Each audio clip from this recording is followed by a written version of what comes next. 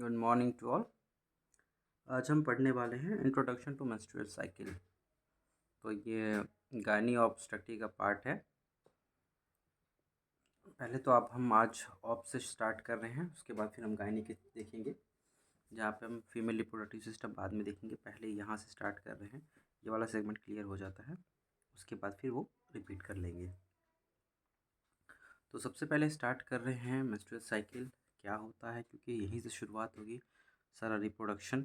ठीक है, कैसे फर्टिलाइजेशन होगा, फिर कैसे बच्चा बनेगा और आगे का प्रोसेस कैसे डिलीवरी होगी। तो ये जो बेसिक चीज़ें हैं ऑब्स में आती हैं।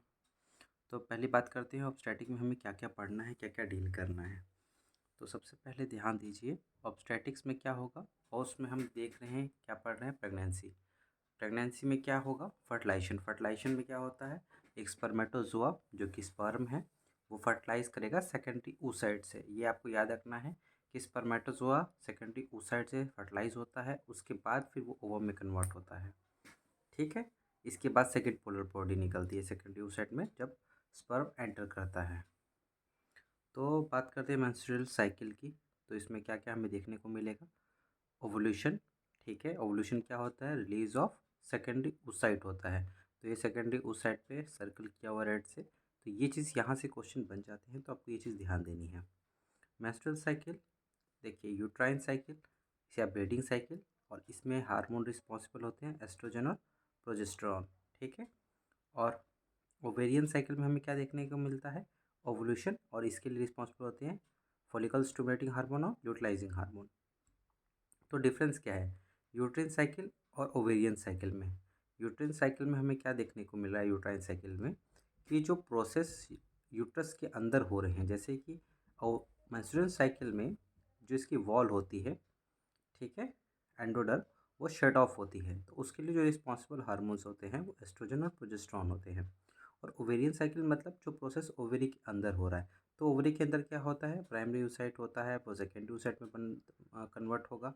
ठीक है, तो ये जो पूरा प्रोसेस है ओवम बनने का, ठीक है, वो सारा कहाँ हो रहा है, ओवरी के अंदर हो रहा है, और उसके लिए रिस्पॉन्सिबल कौन से हार्मोन है, FSH और LH। ठीक है, तो इन चीज़ों को हमें आगे पढ़ना है। बात करते हैं हार्मोनल एक्शन की, कौन कौन से हार्मोन इसके लिए रिस्पॉन्सिबल और कैसे क्या होगा। ठीक, ध्यान दीजिए। पहली बात हम बात करते हैं ग्रोथ GnRH हार्मोन की। ठीक है, जो कि कहाँ से रिलीज हो रहा है, गोनाडोट्रोपिन रिलीजिंग हार्मोन। ठीक, गोनाड से रिलेटेड है, गोनाड्स मतलब जो आपके सेक्स ऑर्गन्स हैं, ठीक है, उनके लिए रिलीजिंग हार्मोन कहाँ से आ रहा है, हाइपोथैलेमस। तो आपको ये याद रखना है, जिसके आगे लास्ट में लिखा था रिलीजिंग हार्मोन, वो कहाँ से सेक्रेट हो रहे हैं, वो हाइपोथैलेमस से सेक्रेट हो रहे हैं। ओके, तो ये आया हाइपोथैलेमस से, इसने कहाँ एक्ट किया, पिट्यूटरी ग्लैंड पे, और पिट्यूटरी फिर क्या रिलीज करेगा, फॉलिकल स्टिमुलेटिंग हार्मोन। तो ये रिलीजिंग हार्मोन सेक्रेट करता है, वो जाके एक्ट करते हैं पिट्यूटरी पे, पिट्यूटरी क्या करता है, स्टिमुलेटिंग हार्मोन रिलीज करता है। तो क्या है, ग्रोथ ऑफ फॉलिकल्स। तो इससे क्या हो जाएगा, जो फॉलिकल स्टिमुलेटिंग हार्मोन है, फॉलिकल्स को स्टिमुलेट करता है। ठीक है, वो हार्मोन क्या कर रहा है, जो प्राइमरी oocyte है उसको कन्वर्ट करेगा सेकेंडरी oocyte में, सेकेंडरी oocyte फिर कन्वर्ट होता है टर्शरी, ये आपका प्राइमरी फॉलिकल, सॉरी फॉलिकल्स है, अभी फॉलिकल क्या है वो बता देंगे। तो प्राइमरी फॉलिकल कन्वर्ट होगा सेकेंडरी फॉलिकल में, सेकेंडरी फॉलिकल कन्वर्ट होगा टर्शरी फॉलिकल में, और टर्शरी फॉलिकल फिर कन्वर्ट होगा ग्राफिन फॉलिकल में। ठीक है, फिर आपका जो oocyte है, प्राइमरी oocyte और सेकेंडरी oocyte बताएंगे। ये फॉलिकल्स क्या है, प्राइमरी फॉलिकल, फिर उसमें कन्वर्ट हुआ सेकेंडरी में, फिर टर्शरी में। फॉलिकल में हो क्या रहा है कि एक लेयर के ऊपर दूसरी लेयर आती जाती है। ठीक है, जब वो लेयर बढ़ती जाएगी तो फिर लास्ट में वो ग्राफिकन फॉलिकल में आ जाएगा, जहाँ पे एंट्रा में फ्लूइड फिल्ड कैविटी आ जाती है, उससे आपको पता चलेगा कि वो ग्राफिकन फॉलिकल बन गया है। अभी आगे डिस्कस करेंगे इसके बारे में। ठीक है, secretion of oestrogen from follicles. अब क्या लिखा है कि पहली बात ध्यान दीजिए, अब हाइपोथैलेमस से गोनाडोट्रोपिन हार्मोन आया, उसने एक्ट किया पिट्यूटरी पे, पिट्यूटरी ने छोड़ा फॉलिकल स्टिमुलेटिंग हार्मोन, तो प्राइमरी फॉलिकल कन्वर्ट हुआ सेकेंडरी में, सेकेंडरी हुआ टर्शरी में, टर्शरी हुआ ग्राफियन फॉलिकल में। बट इस टाइम पीरियड में क्या हुआ, जो ग्राफियन फॉलिकल जो बन रहा था, फॉलिकल्स में जो ऊपर जो लेयर आ रही थी, वो लेयर क्या सेक्रेट कर रही है, एस्ट्रोजन। ठीक है, तो सेक्रेशन ऑफ एस्ट्रोजन के लिए रिस्पॉन्सिबल कौन है, फॉलिकल्स। ठीक, तो FSH क्या बना रहा है, एस्ट्रोजन बना रहा है, क्योंकि FSH बढ़ेगा तो फॉलिकल्स ग्रोथ करेंगी, वो फॉलिकल्स जब की ग्रोथ होगी तो फॉलिकल्स क्या बनाएंगे, एस्ट्रोजन बनाएंगी, ठीक है। और नीचे लिखा है एलएच क्या बनाता है, प्रोजेस्टेरोन, इसको अभी आगे समझेंगे।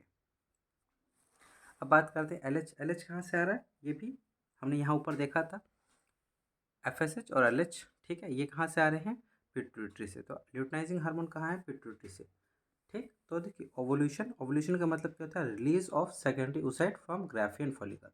तो ग्राफियन फॉलिकल जो है वो प्राइमरी oocyte है, ठीक है। तो उसमें क्या होता है, उससे सेकेंडरी और oocyte निकलता है, ठीक। तो सेकेंडरी oocyte निकल रहा है, ठीक है। तो यहाँ पे जब सेकेंडरी oocyte है तो प्राइमरी oocyte में से डिवीजन हुआ, एक पोलर बॉडी निकली और सेकेंडरी oocyte निकला।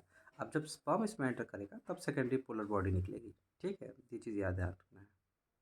ग्राफियन फॉलिकल वो कन्वर्ट हुआ कॉर्पस ल्यूटियम में। तो ग्राफियन फॉलिकल कॉर्पस ल्यूटियम जो सेकेंडरी oocyte था, जब वो ग्राफियन फॉलिकल से निकल गया तो जो बचा हुआ पार्ट है वो किसमें कन्वर्ट होगा, कॉर्पस ल्यूटियम में। वो 1 से 5 दिन तक रहेगा। और ये ग्राफियन फॉलिकल जो ये जो ग्राफियन फॉलिकल का जो पार्ट है जो कॉर्पस ल्यूटियम में कन्वर्ट हुआ, वो रिलीज़ करेगा प्रोजेस्टेरोन को, ठीक है। वो क्या कर देगा, increase blood supply of endoderm. तो एंडोडर्म की जो सप्लाई है, ब्लड सप्लाई, वो इंक्रीज हो जाएगी, ओके। आगे देखते हैं पॉजिटिव और नेगेटिव में क्या क्या है। यहाँ पे देखिए ग्रोथ क्या होती है, हम्म, अगर वो कम होगा तो ब्लीडिंग स्टार्ट हो जाएगी, ठीक है। ये प्रोजेस्टेरोन की बात हो रही है, प्रोजेस्टेरोन जो है वो कम हो रहा है तो ब्लीडिंग स्टार्ट हो जा रही है। और हाई है तो ग्रोथ होती है, तो ग्रोथ फेज होता है और ब्लीडिंग फेज है। तो ग्रोथ फेज में क्या है, इनका लेवल हाई है, तो जो लेयर होती है उसको मेंटेन करने के लिए क्या चाहिए होता है, प्रोजेस्टेरोन, ठीक है। और जैसे जैसे प्रोजेस्टेरोन कम होता जाएगा वो जो एंडोडर्म है वो मेंटेन नहीं हो पाएगी और वो ब्लड के साथ क्या हो जाएगी, बाहर शेड ऑफ हो जाएगी, जिसको हम क्या कहेंगे, मेंस्ट्रुअल साइकिल। अब यहाँ देखिए फेजेस ऑफ मेंस्ट्रुअल साइकिल, क्या क्या फेजेस हो रहे हैं। पहले से 1 से लेकर 5 दिन तक हमें क्या देखने को मिलता है, ब्लीडिंग फेज। ब्लीडिंग फेज में क्या हो गया, एस्ट्रोजन प्रोजेस्टेरोन कम हो गए, जिसकी वजह से जो सप्लाई थी वो सप्लाई नहीं मिल पा रही है एंडोडर्म को, तो एंडोडर्म क्या हो जा रही है, शट ऑफ हो जा रही है। तो 1 से 5 दिन में क्या हुआ, हमें ब्लीडिंग देखने को मिली। ब्लीडिंग के बाद क्या हुआ कि जो वो जो कंडीशन थी वो जैसे एकदम पहले वाली कंडीशन थी वैसी कंडीशन में आ गई है। तो उस कंडीशन में फिर क्या होगा, 5 से लेकर 14 दिन तक, 14 दिन में फर्टिलाइजेशन होगा। फर्टिलाइजेशन के बाद फिर जो है, सॉरी, आपका ओवुलेशन होगा। ओवुलेशन के बाद क्या होगा, आपको देखने को मिलेगा, फर्टिलाइजेशन देखने को मिलेगा, ठीक है।